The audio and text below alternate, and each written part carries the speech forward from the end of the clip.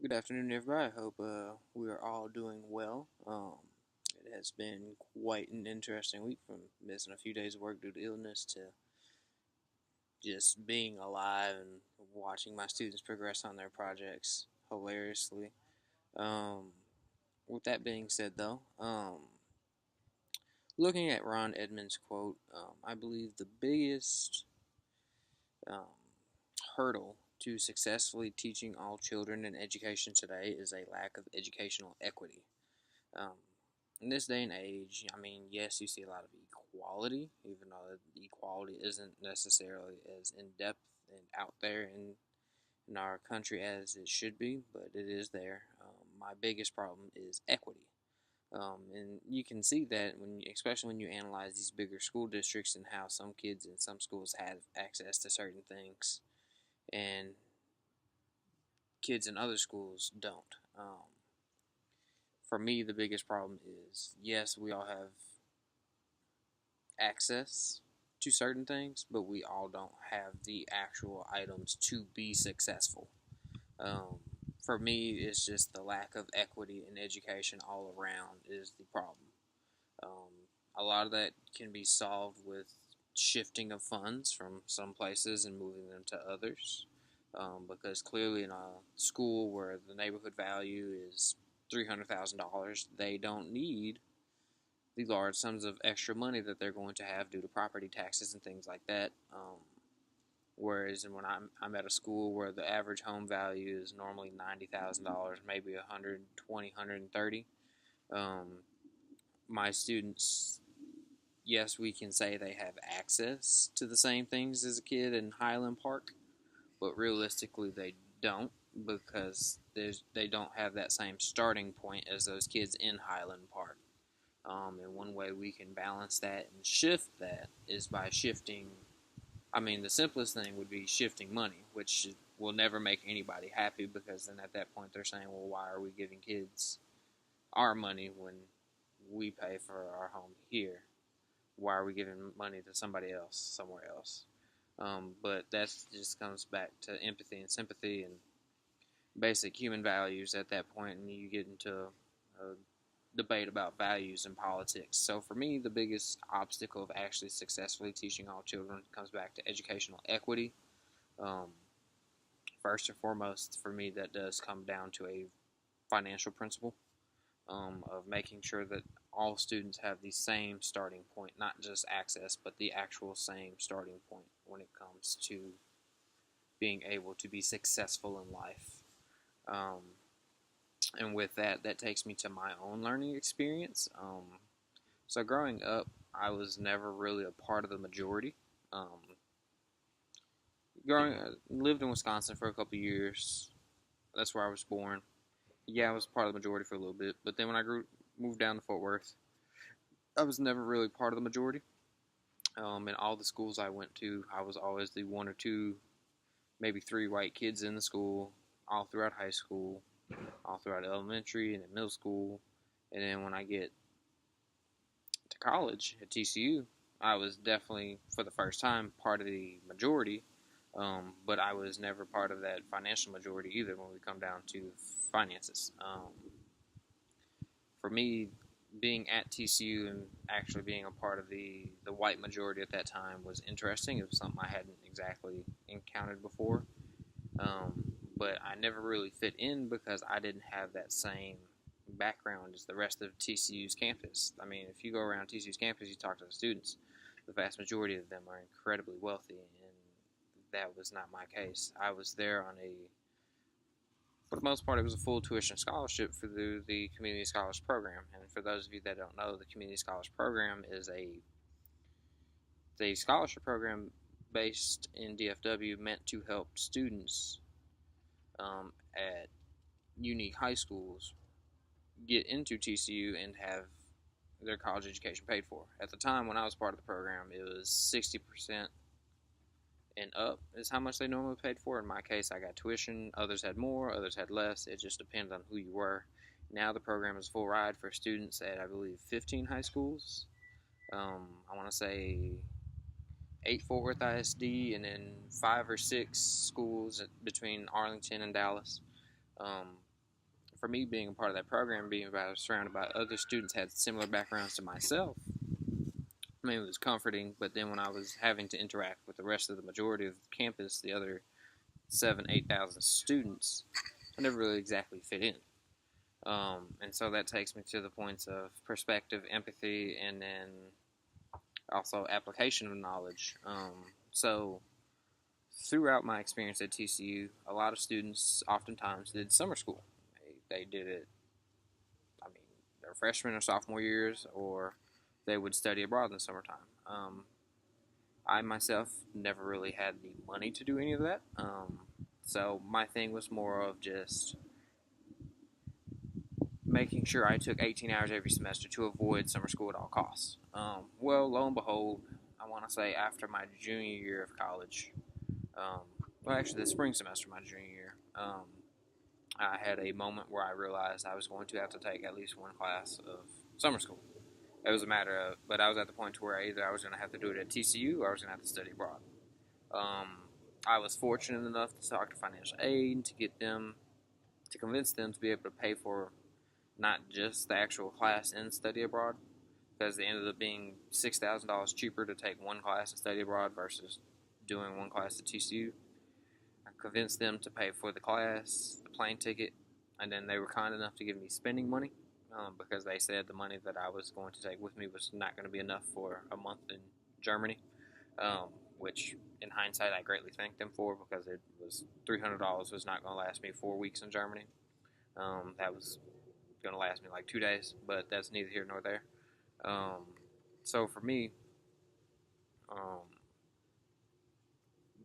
when I went on this trip, I had a very unique background in that the other 5 people that were there with us, there was 4 girls and one other guy, all of their family incomes greatly surpassed mine from when I was growing up. My average income, family-wise, growing up was maybe $35,000 to $40,000. Um, if both parents were working at the time, my dad had a lot of health issues, so he wasn't able to work all the time. Between 2 heart attacks, a stroke, and intestinal problems, he just wasn't able to work a lot. Normally, we stuck in the 20s to 30s, whereas the average income of the other 5 people was, I'd say, at least $240,000 between those 5 alone. Their average family income was that much. So that was a new experience, because when we were in Germany, it was encountering not just their wealth, but how diverse Germany was and how much those people had versus what we had. I actually fit in very well with the people that I encountered in Germany, and I'm not talking about just purely white Germans, but I'm talking about all the immigrants there. Just because of my experience in America was a lot similar to kind of what they were going through in Germany, and just the day-to-day struggle and trying to figure out what we were going to do that day, how we were going to eat, what were we going to focus on the most. Was it going to be paying the light bill? Was it going to be paying the internet bill? Was it going to be paying for food, groceries, whatnot? We're going to pay for this train ticket, things like that.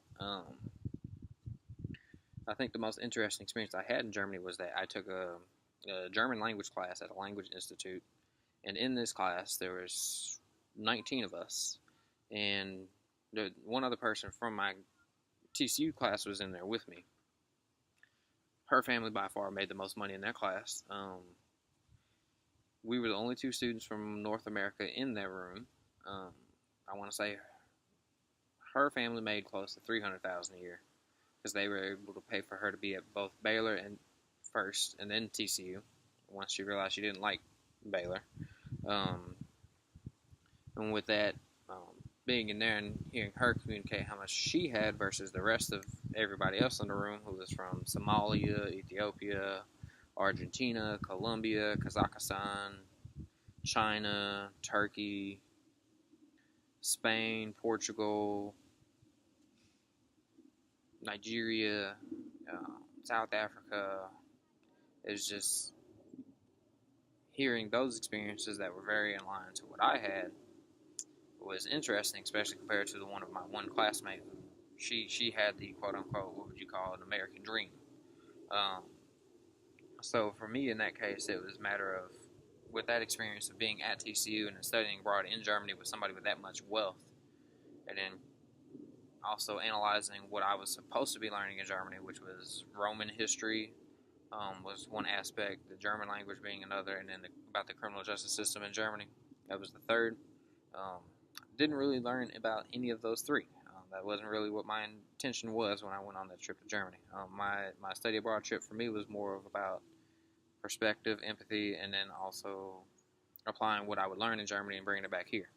My goal was to open up my mind and see things better, um, and being able to interact with people from different countries for 28 days straight, um, with completely different backgrounds and completely different life stories was very, very interesting because it allowed for me to see what they dealt with and how they were able to handle things, and culturally what life was like versus what I dealt with on a day-to-day basis.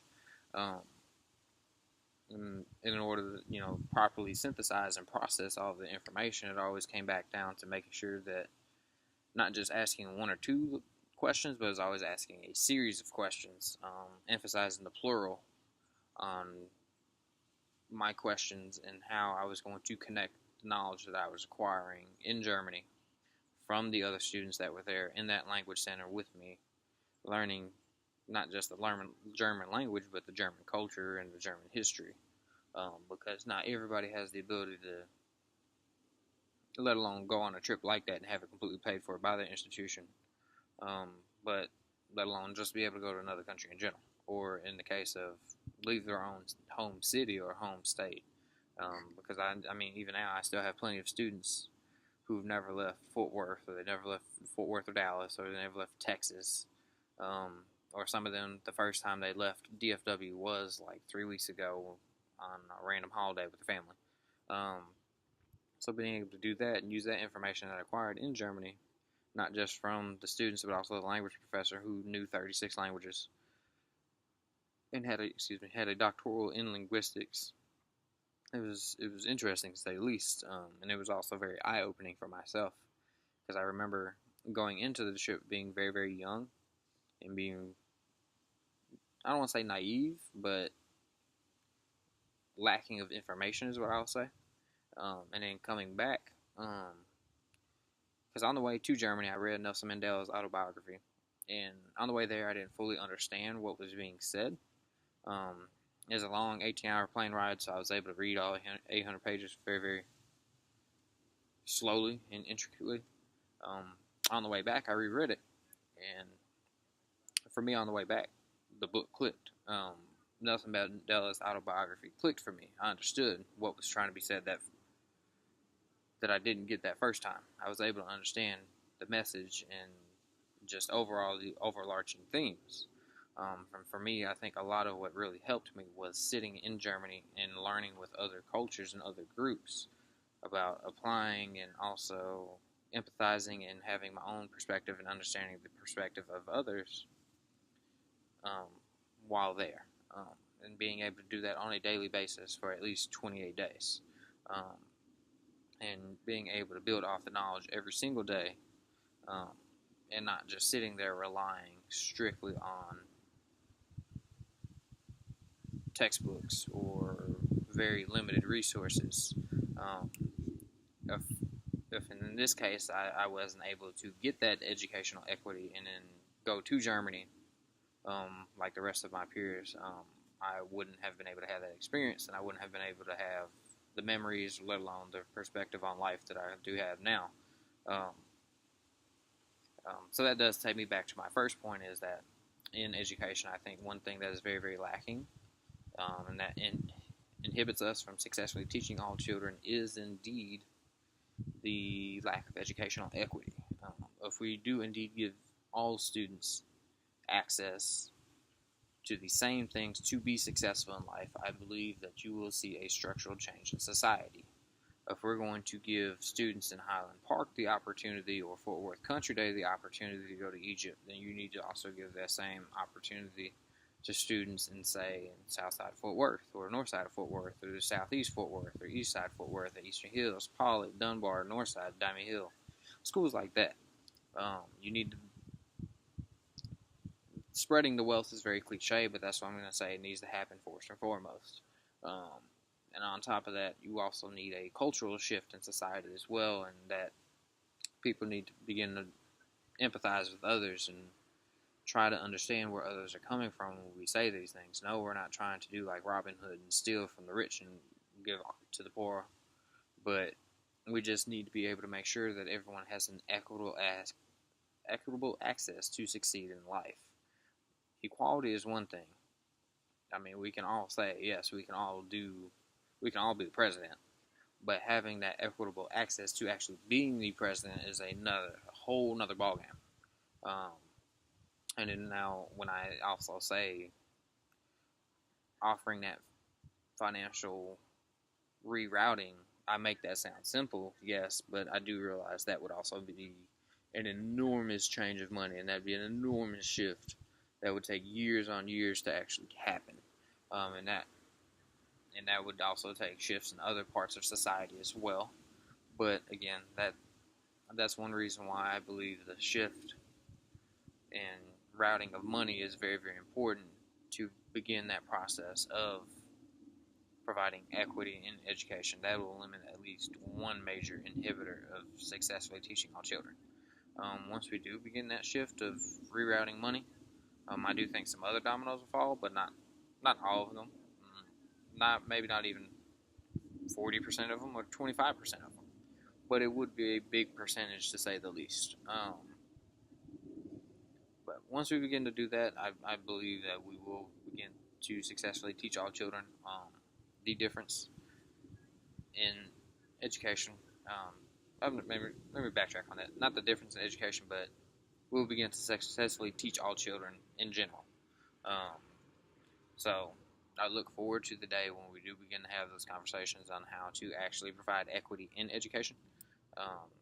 Those will be days where I will be very, very engaged, and my students will be as well, because this is something that I mention with my students all the time. I find it interesting that my ninth graders are able to explain property taxes to upperclassmen. I find it interesting that my upperclassmen understand what property taxes actually are. But these are conversations we've had before about why some schools have more money than others. But again, once we begin to actually offer equity in education, then at that point I do believe that we will have true success in successfully teaching all children. So with that being said, I do realize this was an extremely long video, and I am sorry about that. But I thank you all. I hope you all have a great day, a great week. Thank you all. Love y'all, and bye.